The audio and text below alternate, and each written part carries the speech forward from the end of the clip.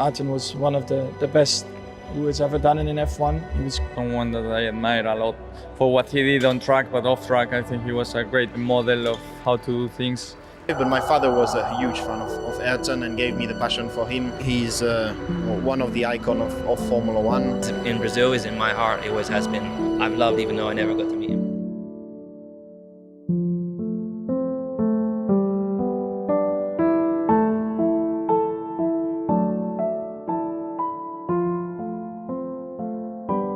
Esta semana se cumplieron 30 años de la muerte de Ayrton Senna y quizás si como yo sos joven y no pudiste verlo correr, te preguntás por qué tanta gente del mundo lo ama, te preguntás por qué hay pilotos de Fórmula 1 que no habían nacido cuando Senna corría y lo eligen como su favorito. No vamos a hablar solamente de resultados, de puntos, de comparaciones y de títulos, sino que también vamos a hablar de él como persona. Vamos a hablar sobre Ayrton, sobre lo que fue, sobre lo que significó y sobre su legado. Hoy en Fórmula Z nos preguntamos por qué Ayrton Senna es el piloto más querido de la historia.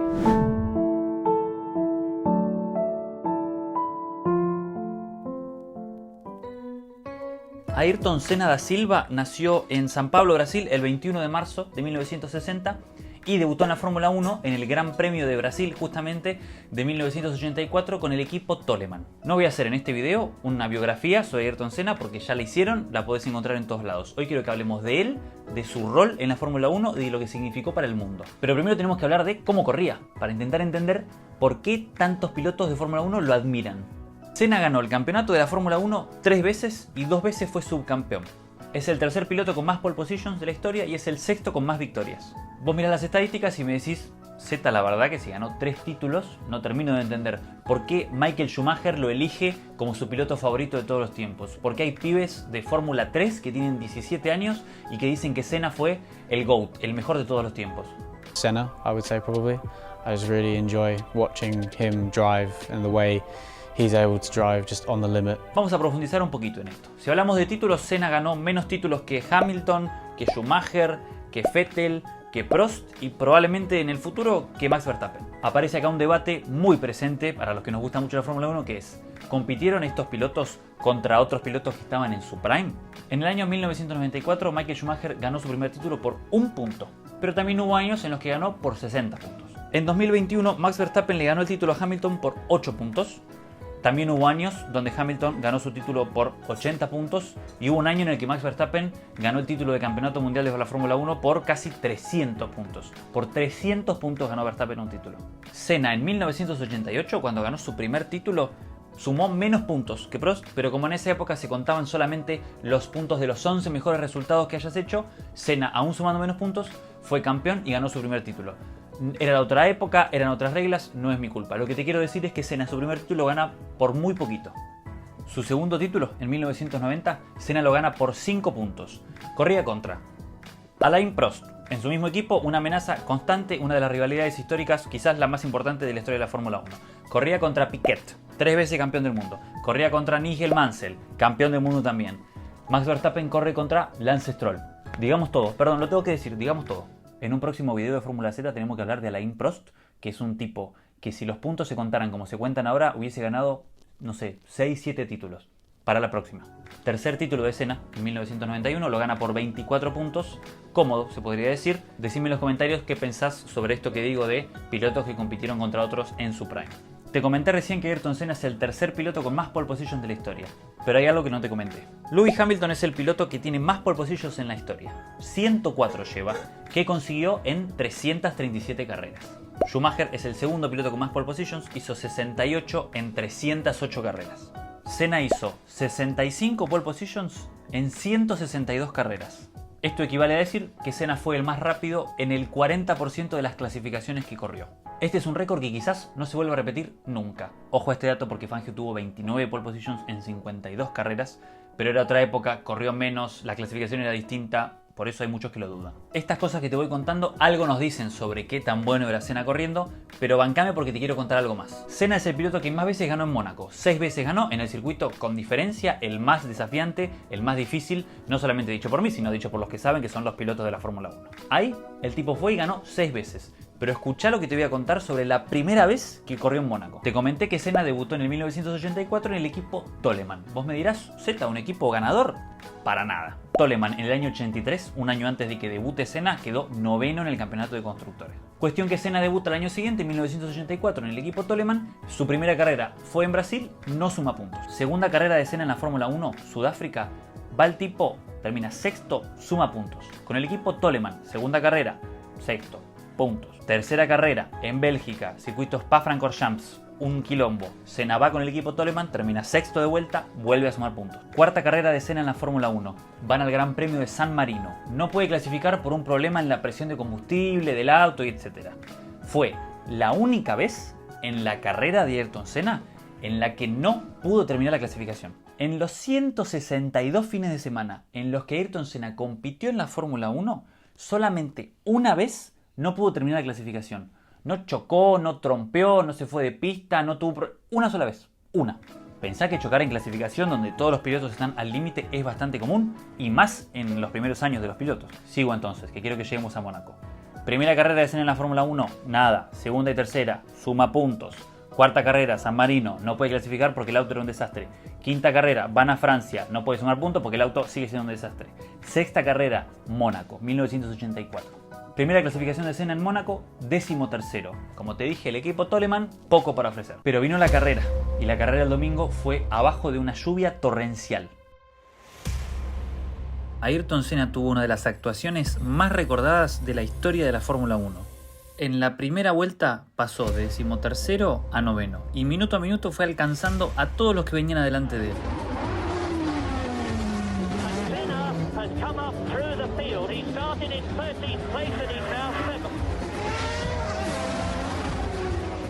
Pilotos de Ferrari, de Williams y de McLaren, los equipos líderes de la época, chocaron por lo difícil que estaba el circuito de Mónaco bajo de la lluvia, y los que no chocaron fueron alcanzados por Senna.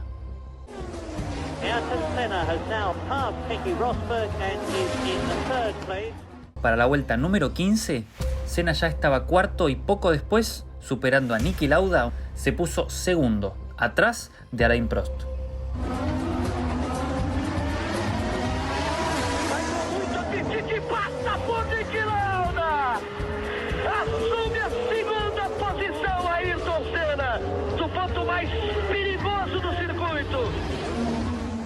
Este gráfico que te estoy mostrando es la diferencia entre Senna y Prost, vuelta por vuelta abajo de la lluvia en Mónaco 1984. Vuelta tras vuelta, Senna le descontaba a Prost de a 3 segundos.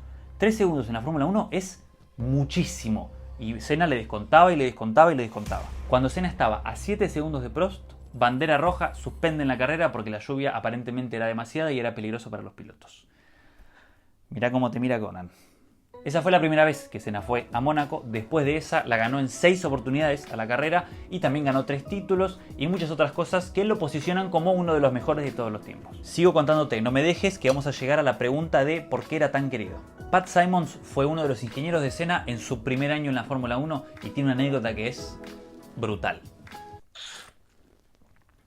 En 1984, todavía el primer año de Senna en la Fórmula 1, viajan a Dallas. Habían armado un circuito callejero nuevo y el tipo va y con el equipo Toleman se clasifica sexto.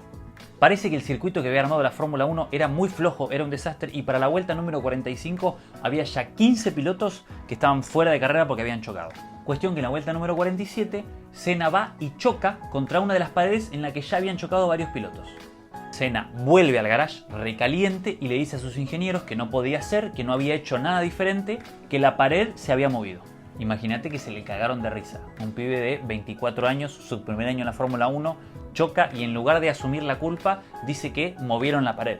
Senna insistió con que habían movido una pared de cemento y cuando terminó la carrera su equipo lo fue a chequear. 10 milímetros. 10 milímetros se había corrido la pared de su posición original por todos los choques que había recibido. Así de preciso cuentan que era Ayrton Senna cuando corría. Pero como te dije en el video de hoy, estamos intentando descifrar por qué era tan querido, así que tenemos que hablar un poco de él como persona. En la clasificación de Bélgica de 1992, Eric Comas, un piloto francés, se fue de pista, chocó durísimo, quedó inconsciente apretando el acelerador de su auto. Un peligro. El primer piloto en pasar después de él fue Ayrton Senna, que lo pasó con el auto, lo estacionó adelante, apagó el motor porque escuchó que el motor del auto que había chocado seguía encendido. Acordate que te dije que esto fue en clasificación. Y en clasificación, donde todos los pilotos están corriendo lo más rápido posible, Senna se bajó del auto, fue corriendo al auto de Eric Comas y le sostuvo la cabeza hasta que llegaran los médicos para sacarlo de peligro. El mismo Eric Comas dice que probablemente Senna con esa acción le salvó la vida. So I didn't realize immediately that it probably saved my life, but then talking with the engineers and seeing the car, how the car was destroyed, and seeing the pictures and all the leaks on the cars, well, it's a day that maybe without Ayrton I could not talk about today. Acá, ojo, tampoco hay que confundirse. Senna era solidario y se dice que tenía un corazón gigante, pero también era el que más quería ganar de todos. Él mismo era el que decía siempre ganar a cualquier costo. En el Gran Premio de Japón de 1990, Senna iba primero en el campeonato y Prost iba segundo. Se clasificaron para la carrera, primero Senna y segundo Prost. Si ninguno de los dos terminaba la carrera, Senna era campeón. ¿Qué hizo Ayrton Senna? Primera curva con Prost, pácate.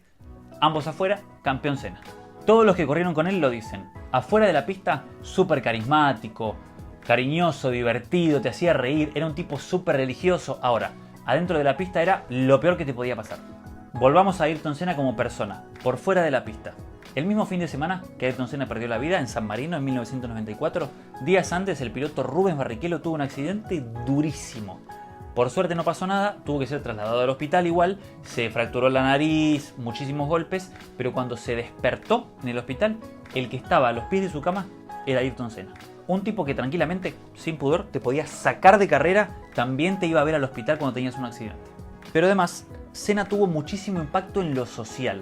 Y esto es algo difícil de explicar porque nos tenemos que meter en su rol como ícono y como persona que trascendió el deporte, como por ejemplo Diego Maradona. Cuando llegó el año 1988, que fue la primera vez que Senna tuvo un auto capaz de ser campeón y de pelear por el título, Brasil estaba pasando por una situación complejísima. Habían tenido 2 décadas de gobierno militar hasta el 83 y los que vinieron después de eso no le podían encontrar la vuelta a la situación del país. La desigualdad estaba en un punto altísimo. Crecieron mucho las favelas, la inseguridad estaba súper presente, apareció la inflación, muchísima corrupción. Si sos argentino, entendés a qué me refiero. En esa época, a esto lo muestra un documental de Senna que te voy a recomendar al final de este mismo video. En esa época había muchos brasileños a los que les daba vergüenza decir que eran de Brasil. En ese contexto dificilísimo emerge Ayrton Senna, que triunfa en los 90, que pone la bandera de Brasil en el podio. Había gente que cuenta que los domingos, frente al televisor, lloraba de la emoción por verlo al tipo ganar y a lo que significaba para Brasil. Para muchos brasileños era el brasileño que llegó, que conquistó. En 1991, con muchísima exigencia física en una carrera que fue muy dura, Senna gana por primera y única vez el Gran Premio de Brasil. Mirá a la gente en los festejos después de que Senna ganó esa carrera.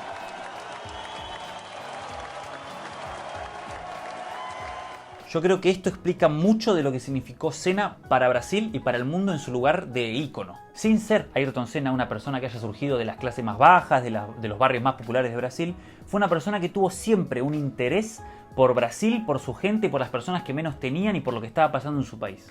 Esta conciencia de sí mismo, de su lugar privilegiado en el mundo, de Brasil, de su rol como embajador del país en la Fórmula 1 y para todo el mundo, creo que explican mucho de lo que significó para la gente.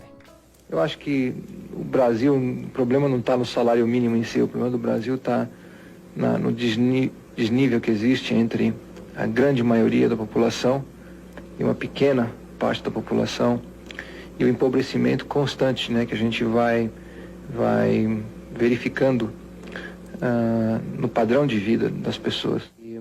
Te voy a contar algo medio duro, pero que parece haber sido un poco premonitorio del accidente que después le quitó la vida a Ayrton Senna. Uno de los mejores amigos que tuvo Ayrton Senna en la Fórmula 1 fue Gerhard Berger, un piloto austríaco con el que compartió equipo en McLaren durante 4 años. Ellos se hicieron muy amigos, tenían mucha confianza y se empezaron a hacer bromas que fueron escalando y escalando y fueron bastante polémicas. Se hicieron muchas bromas entre ellos, podés buscarlas. Una vez en un gran premio estaban los dos andando en helicóptero y Senna estaba alardeando sobre un maletín que se había comprado, que era como de carbono y que era súper resistente y no se podía romper. ¿Qué hizo su amigo Gerhard Berger? Agarró del helicóptero el maletín, lo tiró por la ventana para comprobar, ¿no?, la resistencia de ese maletín que estaba alardeando Senna. Una vez en Argentina, Senna estuvo demorado 24 horas en el aeropuerto porque cuando fue a presentar su pasaporte, en vez de la foto de Senna, había una foto de un miembro reproductor masculino que le había puesto Gerhard Berger. Así como esta, tuvieran muchísimas. Al final de este video te voy a recomendar una entrevista que le hicieron a Gerhard Berger, el amigo de Senna, donde cuenta mucho sobre estas jodas y sobre su relación con él. La cuestión es que en 1989 Berger tuvo un accidente durísimo en Imola y al año siguiente, como él había tenido este accidente y Senna estaba muy preocupado permanentemente por la seguridad de los pilotos, los invitaron a ambos, a Senna y a Berger, a hacer un recorrido por el circuito de Imola en busca de cosas que se puedan mejorar en términos de seguridad. Cuando llegaron a la curva de Tamburello, una curva que está al lado del río, Senna y Berger coincidieron en que ahí iba a haber un accidente en algún momento y que un piloto se iba a matar. El tema es que, como te dije, atrás de esa curva había un río y era muy difícil de modificar, quedó así como estaba y fue en esa misma curva donde 3 años más tarde, en el Gran Premio de San Marino de 1994, Senna chocó y perdió la vida. Del funeral de Senna, ¿qué te puedo contar? Se calcula que hubo 3 millones de personas en las calles de San Pablo en Brasil durante el funeral de Senna. Histórico. Mucho de esto y más también podés ver en el documental titulado Senna, que en Argentina está disponible en Apple TV, si no me equivoco, pero que seguramente podés encontrar en alguna de las plataformas amigables. Por si se te da bien el inglés, te voy a dejar en la descripción de este video un link a la entrevista que le hicieron a Gerhard Berger, donde cuenta todas estas cosas que vivió con Senna, las bromas y mucho más sobre su relación con él. Parece también que a finales de este año Netflix va a estrenar una mega producción sobre Senna en formato serie, así que también estaremos atentos a eso. Esta semana se cumplieron 30 años de la muerte de Ayrton Senna y la verdad que tenía muchas ganas de hacer un espacio en este canal, de hablar de él, de su figura, de su legado y lo que representó para la Fórmula 1. Gracias por ver el video, te pido que te suscribas si te gustó y nos vamos con un mensaje de Senna que en lo personal me conmueve muchísimo. Hasta la próxima. Mas tudo isso que eu consegui foi através de dedicação, perseverança e muito desejo de atingir os meus objetivos, muito desejo de vitória, vitória na vida, não vitória como piloto.